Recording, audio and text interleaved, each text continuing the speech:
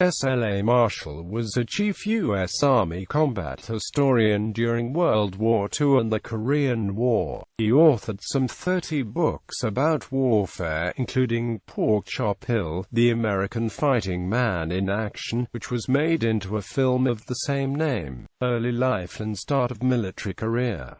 Marshall was born in Catskill, New York and raised in Colorado, California and El Paso, Texas. He joined the Army in 1917 and saw service on the border with Mexico during the Pancho Villa expedition before serving in France during World War I. He attained the rank of sergeant while serving as a member of Company A, 315th Engineer Regiment, 90th Infantry Division. The 315th Engineers participated in the Saint-Mihiel and Musaragon offensives. Shortly after Saint-Mihiel, Marshall was one of the soldiers in his unit selected to take the entrance examinations for the United States Military Academy as part of an Army initiative to replenish the officer corps with exceptional soldiers from the ranks. Marshall subsequently attended Officer Candidate School, received his commission in early 1919, and remained in France to assist with post-war demobilization.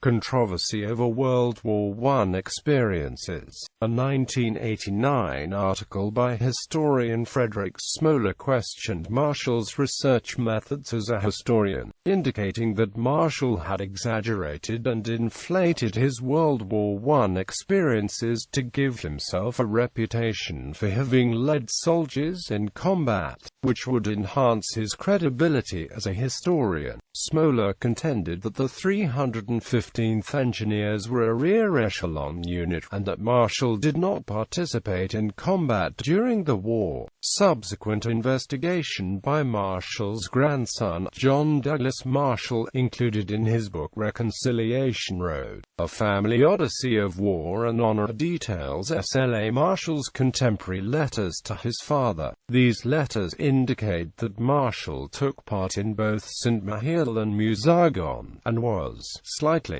gassed at Saint-Mihiel. In addition, John Douglas Marshall's book recounts S.L.A. Marshall's inscription inside the front cover of his World War I scrapbook, which he dedicated to a fellow 315th Engineers soldier who was killed in action on November 8, 1918. According to the inscription, the soldier was shot by Germans while the 315th Engineers were taking part in action near Banthville during the final days of the Musaragon offensive, and Marshall was with him when it happened. John Marshall's subsequent investigation revealed that the friend was hit by artillery fire, not shot, and that S.L.A. Marshall was taking the West Point entrance exams that day. John Marshall ultimately concluded that, while his grandfather exaggerated some claims about his wartime experiences, many are valid, and that the body of his grandfather's later work still has value. Post-World War I, after Marshall's discharge at the end of the war, he remained in the reserve, attended the Texas College of Mines, and worked at a variety of jobs, including bricklayer. In the early 1920s, he became a newspaper reporter and editor, first with the El Paso Herald, and later the Detroit News. As a reporter, Marshall gained a national reputation for his coverage of Latin American and European military affairs, including the Spanish Civil War.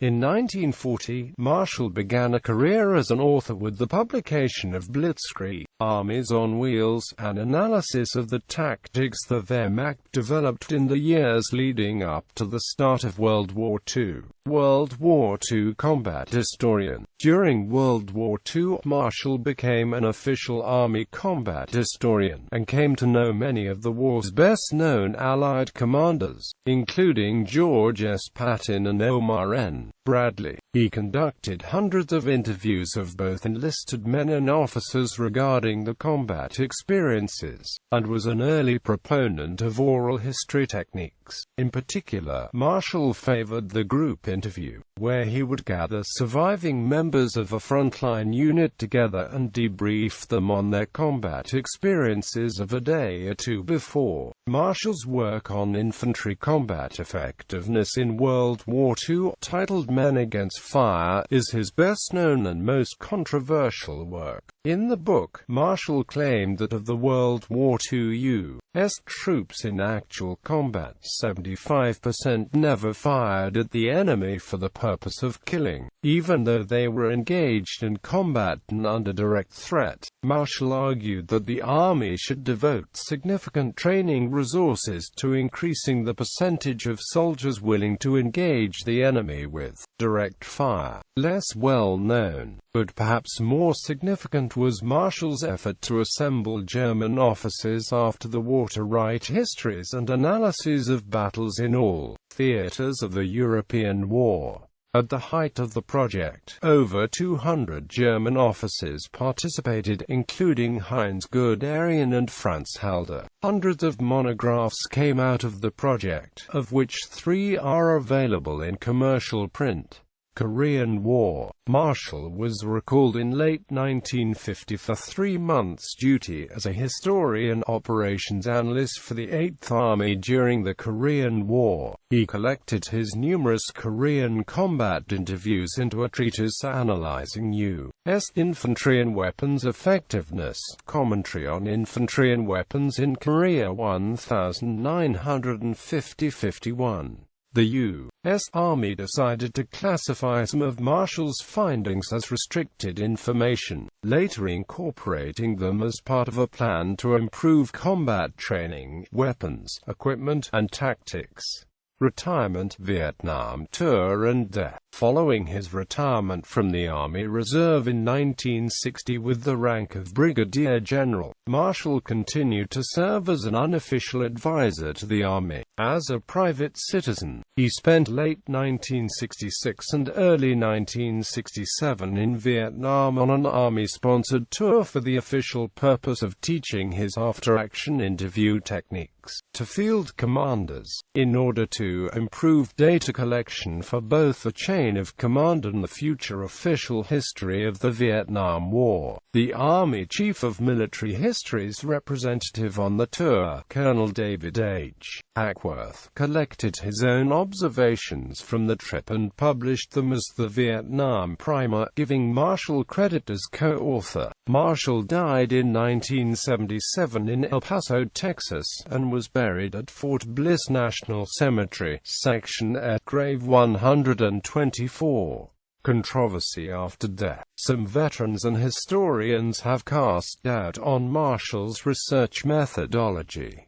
Professor Roger J. Spiller argues in his 1988 article, S.L.A.Marshall and the Ratio of Fire, that Marshall had not actually conducted the research upon which he based his ratio of fire theory. The systematic collection of data appears to have been an invention. Quote, "This revelation has called into question the authenticity of some of Marshall's other books and has lent academic weight to doubts about his integrity that had been raised in military circles even decades earlier." In his 1989 memoir, About Face, Hackworth described his initial elation at an assignment with a man he idolized, and how that elation turned to disillusion after seeing Marshall's character and methods first-hand. Hackworth described Marshall as a warrior for whom the truth never got in the way of a good story, and went so far as to say, veterans of many of the actions he documented in his books have complained bitterly over the years of his inaccuracy, a blatant bias.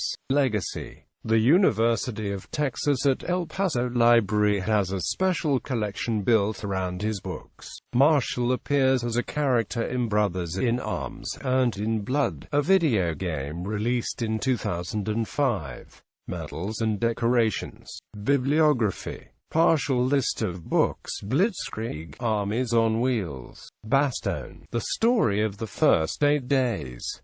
Men Against Fire, The Problem of Battle Command, The Soldier's Load and the Mobility of a Nation, The River and the Gauntlet. Porkchop Hill, The American Fighting Man in Action, Korea, Spring, 1953. Sinai Victory, Command Decisions in History's Shortest War, Israel's 100-hour conquest of Egypt east of Suez, Autumn, 1956. Night Drop, The American Airborne Invasion of Normandy.